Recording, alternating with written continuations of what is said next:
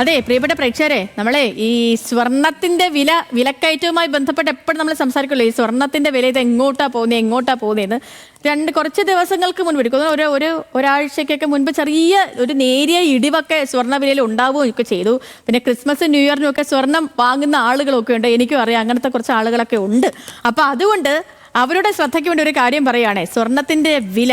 ഇപ്പൊ സ്വർണം ഈ കുറച്ച് മുൻപെങ്കിലും നമുക്ക് ലക്ഷത്തിലേക്കൊന്നും എത്തിയില്ലല്ലോ. ഇപ്പോഴും ആയിരങ്ങളിൽ നിന്ന് കളിക്കുകയാണല്ലോ എന്ന് വിചാരിച്ചെങ്കിൽ അത് തെറ്റി.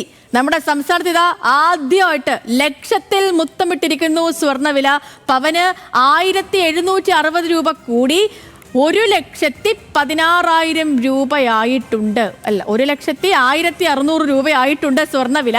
ഗ്രാമിന് 220 രൂപ കൂടി 12,800 രൂപയായി. അപ്പൊ ചരിത്രത്തിൽ ആദ്യമായിട്ടാണ് പവന് 1 ലക്ഷം രൂപ കടക്കുന്നത്. സെയ്ഫു നീസ വിവരങ്ങളുമായിട്ട് നമുക്കൊപ്പം ചേരുന്നു.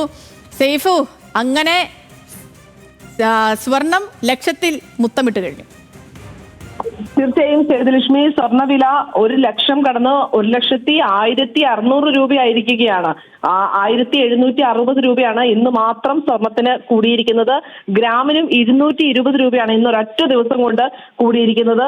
2020 40,000 എത്തിയിരുന്ന സ്വർണ്ണവിലയാണ് ഇപ്പോൾ ഏകദേശം 5 വർഷം പിന്നിടുമ്പോൾ അതിന്റെ എത്രയോ ഇരട്ടിയായി മാറിയിരിക്കുന്നത്. 1 ലക്ഷം കടന്നിരിക്കുന്നത്. അന്താരാഷ്ട്ര സ്വർണ്ണവില $4,500 എത്തിയിരിക്കുന്നത്. എത്തിയിരിക്കുന്നത്. ഈ വില വർധനവ് സ്വർണം കൈവശമുള്ള എല്ലാവർക്കും ഉള്ളതാണ്. അതായത് നമുക്കിപ്പോൾ ഒരു പവൻ സ്വർണം കയ്യിലുണ്ടെങ്കിൽ നമ്മുടെ ആ പവൻ സ്വർണത്തിന്റെ മൂല്യം 1 ലക്ഷത്തിലേക്ക് എത്തിയിരിക്കുന്നു. കേരളത്തിൽ മൊത്തം 2000 ടണ്ണിലധികം സ്വർണം ഉണ്ട് എന്നാണ് കണക്കാക്കുന്നത്. എന്തായാലും ഈ കേരളത്തിൽ ഒരു വർഷം നടക്കുന്ന വിറ്റുവരവ് 125 മുതൽ 150 വരെയാണ്. അതുകൊണ്ട് മലയാളികൾക്ക് ഏറ്റവും ഇഷ്ടപ്പെട്ട ഒരു സാധനമാണ് ഈ സ്വർണം എന്ന് പറയുന്നത്. അതുകൊണ്ട് തന്നെ സ്വർണത്തിന് വില കൂടുന്നത് ഒരു രീതിയിൽ ഗുണം ചെയ്യുകയും ചെയ്യും. ഒപ്പം തന്നെ മറ്റു കുറച്ചു പേർക്ക് വലിയ ആശങ്ക ഉണ്ടാക്കുന്ന കാര്യവുമാണ്. കാരണം വിവാഹ ആവശ്യങ്ങൾക്കൊക്കെ തന്നെ സ്വർണം വാങ്ങാൻ നിൽക്കുന്നവരും ഉണ്ടാകുമല്ലോ. US പലിശ നിരക്ക് വീണ്ടും കുറയ്ക്കുമെന്ന സൂചനകളും ഒപ്പം തന്നെ ഡോളറിന്റെ മൂല്യശോഷണവും അന്താരാഷ്ട്ര സംഘർഷങ്ങളൊക്കെയാണ് സ്വർണത്തിനെ ഇപ്പോൾ സുരക്ഷിത നിക്ഷേപ നിലയിൽ കൂടുതൽ നിക്ഷേപകർ ഇതിലേക്ക് സ്വർണത്തിലേക്ക് എത്തുകയും സ്വർണത്തിന്റെ മൂല്യത്തിൽ വർധനവ് വരികയും ചെയ്തത്. എന്തായാലും അതൊക്കെ തന്നെയാണ് സ്വർണത്തിന്റെ വില ഉയരാൻ കാരണം. US വെനസ്വേല ഭിന്നത അതിരൂക്ഷമാകുന്നു.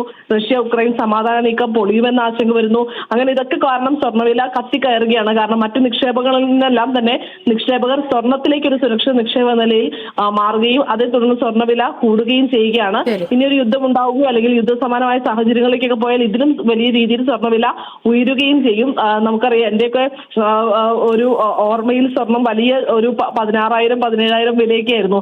അതിൽ നിന്ന് എത്രയോ മടങ്ങാണ് ഇപ്പോൾ ഉയർന്നിരിക്കുന്നത്. എന്തായാലും ഇനിയും സ്വർണ്ണവില ഉയരാൻ 1,16,600 രൂപ സ്വർണ്ണവില ഒരു പവന്റെ സ്വർണ്ണം എന്ന് പറയുമ്പോഴത്തേക്ക് നമ്മളത് ഒരു ആഭരണമായിട്ടൊക്കെ വാങ്ങണമെങ്കിൽ, അല്ലേ, ഉരുപ്പടിയായിട്ട് അതിനെ വാങ്ങണമെങ്കിൽ ഈ പറയുന്നതിനേക്കാളും വീണ്ടും പൈസ കൊടുക്കേണ്ടി വരും.